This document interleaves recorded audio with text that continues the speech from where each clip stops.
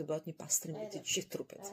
Të heqim plastikën, të heqim vaksinat që kemi marrë brenda, që kanë aluminium, që kanë zhiv, që kanë lloj gjërash brenda, sepse janë shumë të rrezikshme të dëmshme për trupin tonë. Ne nuk janë më të me detyrim, e kanë hequr. Është krejt e kundërta. Dhanë Austria, Gjermania, Zvicra, në mos u gabofsha, dhe shumë vende nordike e kanë hequr detyrimin, e vendos prindja.